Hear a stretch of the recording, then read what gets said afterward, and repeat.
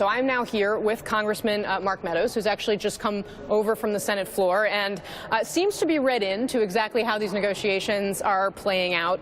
Congressman, what's your sense of what's going on behind the scenes? Have they been in touch with you, conservatives in your conference? Do you feel as though this is moving in the right direction? Well, I think it's moving in the right direction. The answer is, have they been in contact with me? No, this is a Senate negotiation, and as it should be. I mean, it really rests in the hands of the Senate. You heard Senator Jeff Flake talking about commitments that they have made internally, and I think, you know, Mike and I would agree that that's the way it should be. I mean, let each chamber do their work. The president set a timeline. We talked about that earlier, Kasie, that said that we need to be debating this by March the 5th. Well, indeed, we're going to be debating it in the Senate and the House, perhaps changing two separate votes, going to conference. That's the way it should work. Okay. But that way the will of the House works it well. The will of the Senate does the same, and you know, this is not his first rodeo. That's the way it should be done. But no, to suggest that I was part of the negotiations would be inaccurate. Hold that thought. We're going to listen into McConnell again. Of the House message to accompany H.R. 195.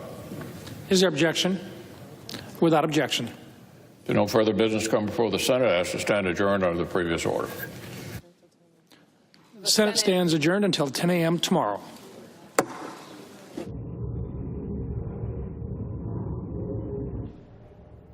So the Senate is now adjourned for the evening. Business concluded, as you can see there, stands adjourned until 10 o'clock tomorrow morning when we are expecting this noon vote. Now, Congressman, you were just explaining you are not. I did not hear criticism of Mitch McConnell. No, I think, in fact, just the opposite. I met with the leader and with Senator Cornyn just a few minutes ago to thank them for their leadership.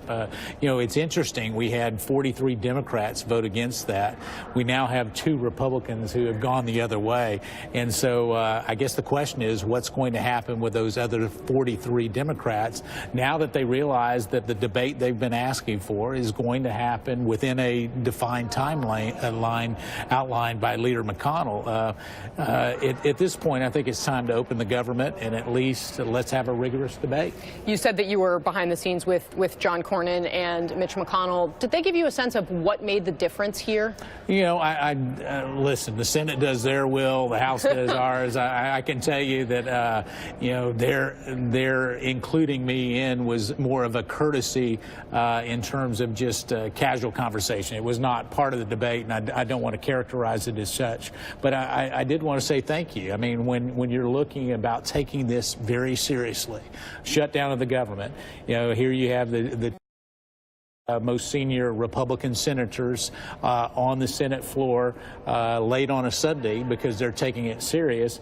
And hopefully Senator Schumer can talk to some of his colleagues to convince them to see the merits of having an open and honest debate. That's what the American people expect, and quite frankly, I'm looking forward to it. Have you spoken to the White House? I mean, that seems to be the president being the giant wild card that the president has proved to be this last year. You know, the president is in his conversations with me has been very consistent on 3 parameters that he wants, and as long as what comes out of the Senate and the House, out of a conference, if they address those 3 things, I fully expect him to sign that into law. Now, it's a matter of what are those 3 details, and the way that you go about it really is what's creating the dynamic that we have here tonight, and why I'm here on a Sunday evening talking to you here in the Capitol instead of at home with my family in North Carolina. All of us. Michael Steele, what's your critical question with the congressman sitting here about how this unfolds? Well, I think that the fact that they have an agreement to vote tomorrow is great progress. I think the fact that Senator Flake looks ready to support it is really helpful in terms of, you know, throughout this weekend, Democrats have argued, well, we didn't cause this shutdown because some Republicans voted against the CR as well. I think Senator Flake changing that vote would be a big step. If they don't get an agreement, if the Democrats aren't willing to support it by tomorrow, it will be even more clear that they own the shutdown. I also think that it's important that Senator Flake implied that there's not going to be one deal on the Dreamers that will be debated as part of this process. We're going to let the Senate do its job, debate multiple proposals, amendments offered, go to the House works its will. And one final thing I want to think about here, we've talked a lot tonight about how Senate Democrats in red states are in peril because they can't be seen to be shutting down the government to support illegal immigration.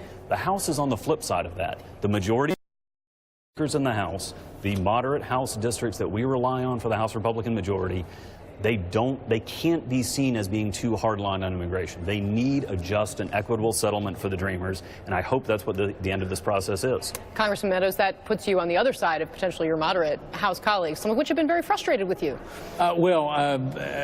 They've been frustrated without a deal on DACA, and I think, listen, if the House works its will, generally what happens, a conservative bill comes out, it goes to the Senate, it gets more moderate, so perhaps conservatives vote on the initial bill. As it comes back, some may fall off and you get more moderates. I mean, that's just the way that it's worked. But generally starting in the center is not the way that you do it. You start in the center, either way you go, you're losing constituency. So start to the right, move it to the center until you get to 218 and 60 in the Senate. And if Speaker Ryan put a conference report on the floor that didn't have a support of the majority of Republicans?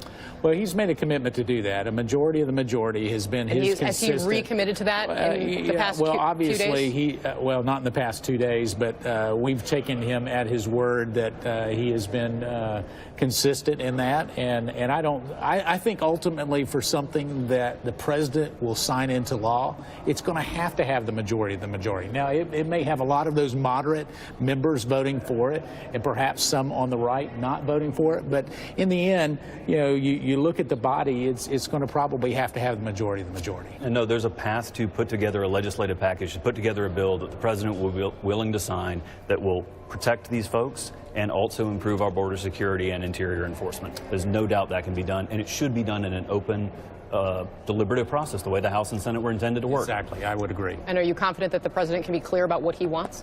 Oh, I am. I mean, perhaps as we get into this debate, you will start to, I think the president's style is such that he asks for all kinds of input from a variety of sources. I've watched him create a lot of discussion just among different people saying, well, this person believes this and this one believes the other.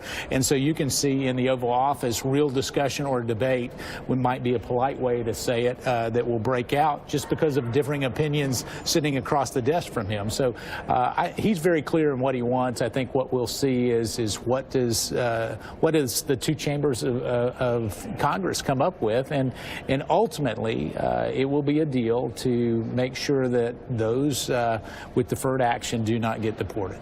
Congressman Mark Meadows, thanks for coming back over. Appreciate it. Good to see you. Michael Steele staying with us because we are going to have much more live on this breaking news from Capitol Hill. We'll be right back.